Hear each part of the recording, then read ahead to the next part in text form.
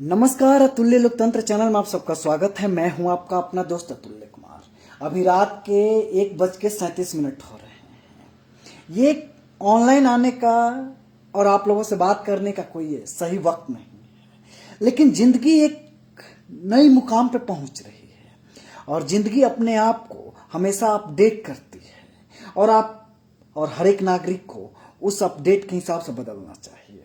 लेकिन इसी दौर में जो बिहार के घटनाक्रम में हैं, उनसे मैं अपने ऑडियंस को और जो मुझे फॉलो करते हैं, जो मुझे देखते हैं, जो मुझसे प्यार करते हैं, उनको वंचित नहीं रखूंगा।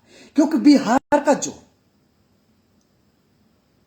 बेरोजगारी और लाचारी और महामारी और अशिक्षा का जो हालात है, वो मुझसे देखा नहीं जाता।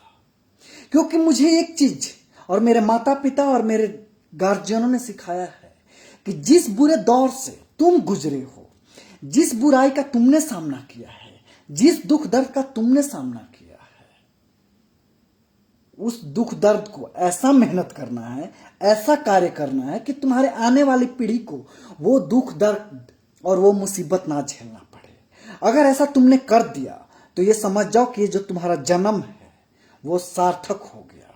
अन्यथा ऐसा हजारों लोग आते हैं, छल कपट करते हैं, कुछ पैसा कमाते हैं, लास्ट में मर जाते हैं, कहानी खत्म। तो इसी राह पे अपने गार्जियन, माता पिता, दादा, चाचा, मम्मी, चाची, सबकी बातों को मद्देनजर रखते हुए और उनसे जो मैंने शिक्षा पाई है उसका पालन करते हुए अपने कर्तव्यों पे मैंने चलना शुरू कर दिया कि जो भी मेरे भाई बंधु हैं, जिस दौर से मैं गुजरा उस दौर से उनको नहीं गुजरना चाहिए। और ये दौर लाते हैं हमारे राज्य के राजनेता और वो हमारे समाज के समाज सेवी, जो कहते हैं कि हम आपके बच्चों का भविष्य सुधार देंगे। लेकिन अभी जो बिहार के गार्जियन हैं, नीतीश कुमार जी, इनके बारे में बात करते हैं, बातों को ना घुमाते हुए। आज मैं थोड़ा रोजाना से ज्यादा समय लूंगा क्योंकि पूरी चीज मैंने आज एक बार एनालाइज किया है। तो स्टार्ट बात होती है नीतीश कुमार की अभी कि साहब इन्होंने यूपी के मुख्यमंत्री योगी आदित्यनाथ को चिट्ठी लिखा है और चिट्ठी में लिखा है कि जयप्रकाश नारायण, जो कि बिहार के बहुत बड़े समाज सेवी हैं और उन्हीं के आंदोलन से जन्मे हुए दो राजनेता हैं, जो कि पिछले 30 साल से बिहार को चोनहर, भगचोनहर और मूर्ख बना रहे हैं, जातिवाद के नाम पे, समाज के नाम पे, और फिर दोनों एक ही थाली के चट्टे बट्टे होते हैं, जिनका नाम होता है लालू प्रसाद यादव और माननीय मुख्यमंत्री नीतीश कुमार। पिछले 30 साल से 1990 में लालू प्रसाद यादव आए, उसके बाद से ये दोनों भाई मिलके बिहार में बहार है और आपदा की सरकार है का नारा बुलंद करवाते रहे।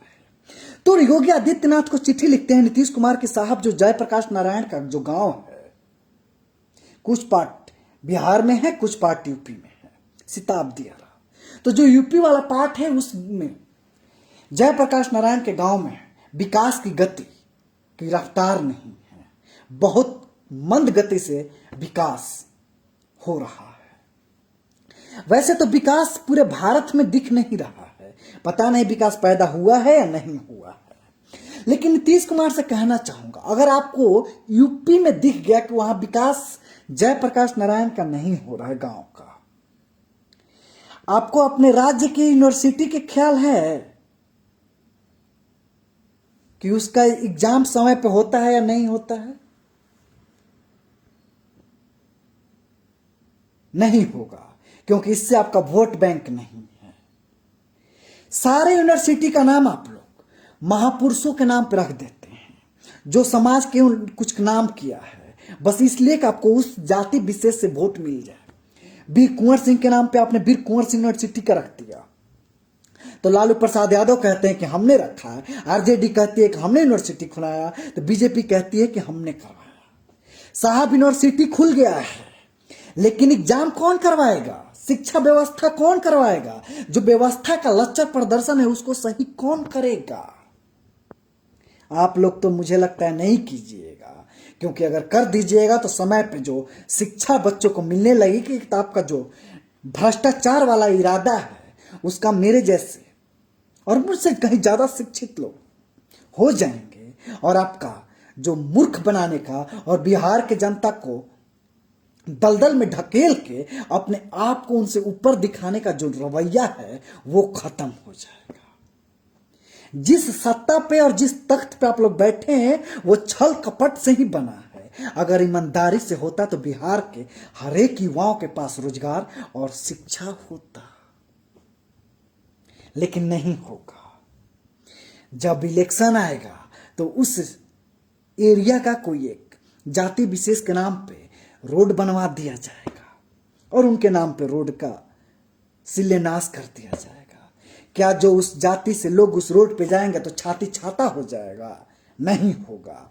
छाती छाता तब होगा और छाती में ताकत तब आएगी जब उनके पास शिक्षा होगी, और शिक्षा के लिए हाथ में कलम जरूरी है, लेकिन हाथ में धर्म का झंडा थमा के हम तमाम युवाओं को और तमाम बिहार वासियों को और तमाम भारत के युवाओं का बंटाधार किया जा रहा है।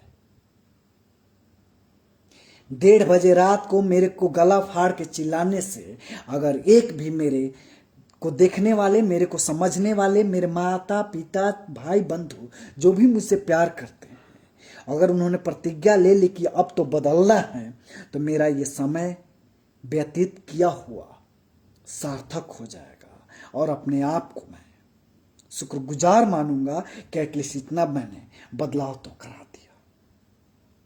तो नीतीश कुमार से मैं कहना चाहूंगा कि जो आपको यूपी में दिख गया कि जेपी जयप्रकाश नारायण के गांव में विकास नहीं हो रहा, तो एक बार इसी चश्मे को और इसी आंख को बिहार के यूनिवर्सिटियों के तरफ भी रुख करा दीजिए कि किस यूनिवर्सिटी में समय से एग्जाम हो रहा है।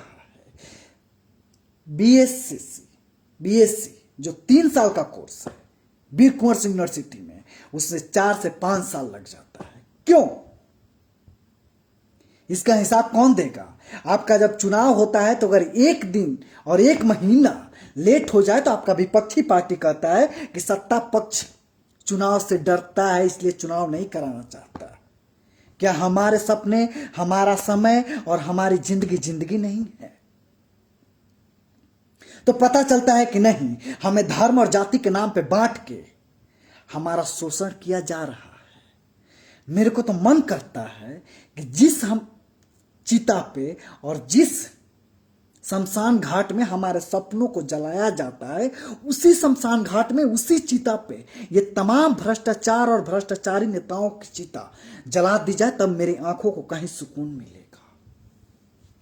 इस बात से कहीं मैं अपने समाज को उकसा नहीं रहा हूं, बस ये सब्र का बांध टूटता हुआ जा रहा है और ये शब्दों से एक आग उगल रहा हूं।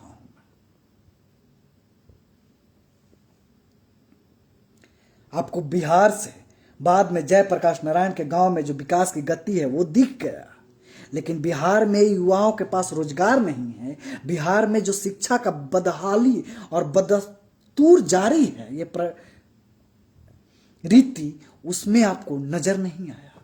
यहां पे गति और शिक्षा की व्यवस्था में रफ्तार नहीं चाहिए, क्योंकि जब रफ्तार आ जाएगा तो आपके जैसा भ्रष्टाचारी सत्ता में रह ही नहीं सकता है, उखाड़ के हम लोग बाहर फेंक देंगे। आशा मैं करता हूं कि जो भी मेरे भाई बंधु हैं, जो भी मुझे पसंद करते हैं, वो एक बार इस बात को सोचे, नहीं तो फिर से लुधियाना, पंजाब और पलायन होने के लिए तैयार रहिए। चाहे किसी भी पार्टी का कोई भी आए, चाहे मेरा फूफा ही, मेरा चाचा ही, मेरा दादा ही क्यों ना बिहार का मुख्यमंत्री बन जाए, अगर मेरे लिए वो काम नहीं कर रहा है तो मेरा उससे कोई वास्ता नहीं है। जब तक ये नियत और ये नीति हमारे दिमाग और हमारे जीवन में नहीं आएगा, तब तक साहब बदलाव और अपने दिन के लिए अच्छे दिनों का कामना करना खुद से ही नाइंसाफी और बेईमानी होगी। जब तक हम खुद किसी काम को करने के लिए नहीं खड़े होंगे, तब तक नहीं होगा। इस बात को समझने के लिए ये बात समझ जाइए बस कि अगर आपको खाना खाना है तो सबसे पहले आपको हाथ खुद ही थाली के पास लेके जाना होगा। खाना या थाली उठ के आपके मुंह के पास नहीं आएगा। अगर कोई लोग कहेगा कि नहीं आ जाता है साहब, तो आप जब बीमार होते हैं तो आपकी मां चम्मच से आपके मुंह के पास खाना लाती है। लेकिन क्यों? क्योंकि आप बीमार हैं और यही बीमारी बहुत दिन हो जाती है तो आपकी मम्मी और आपके घर वाले भी कहते हैं बड़ा दिक्कत है, परेशानी है, मेरा बेटा बीमार है। यानी कि वो लाचारी में कर रही है, परेशान होके कर रही है, उसमें कोई उसकी खुशी नहीं है। जब इस बात को आप समझ जाइएगा तो अपने कार्य को करने के लिए खुद ही निकल पाइएगा। और कार्य को करने के लिए सबसे पहले शिक्षित होना जरूरी है। गधा भी मेहनत करता है, दिन भर करता है, लेकिन घोड़ा रेस जीत जाता है, क्योंकि घोड़े के पास रफ्तार है, घोड़े के पास तेजी है। तो हमें घोड़े की तरह बनना है, तेज और के लिए हमारा रफ्तार घोड़े जैसी होनी चाहिए और दिमाग की धार तलवार से भी ज्यादा तेज और भाला से भी ज्यादा नुकीली होनी चाहिए। और हमारे कलम की ताकत पानी और जो समुद्र की धारा हो जाती है, जो गंगा की धारा होती है, उससे भी कहीं ज्यादा तेज होनी चाहिए।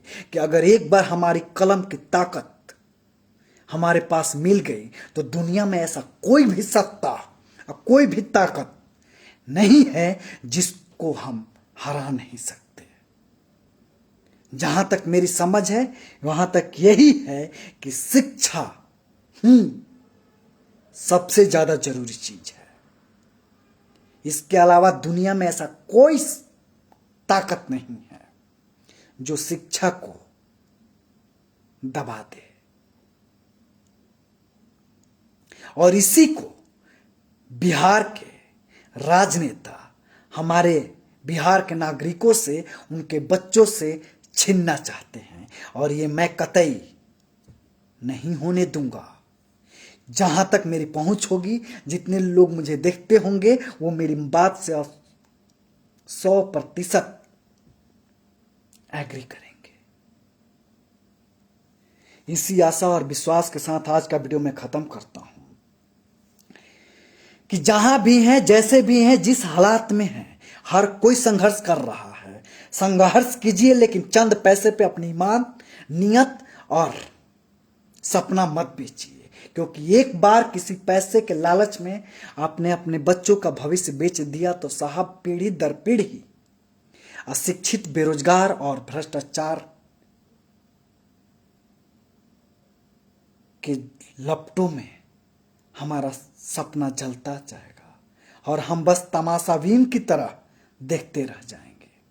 इस चीज के लिए मैं अपने बिहार के तमाम गार्जियनों से करबद्ध निवेदन कर रहा हूं कि एटलीस्ट अब तो अपने बच्चों के लिए जगिए। और ये जो भेड़िए हैं, जो समाज के लिए समाज सेवी और अपने आप को बिहार के और आपके बच्चों का ठेका ले लिया है भविष्य बनाने का, उनसे कहिए कि साहब एक बार भविष्य बना दीजिए, अन्यथा आपका जिंदगी कहीं हमारा घूम गया तो बना देंगे। धन्यवाद।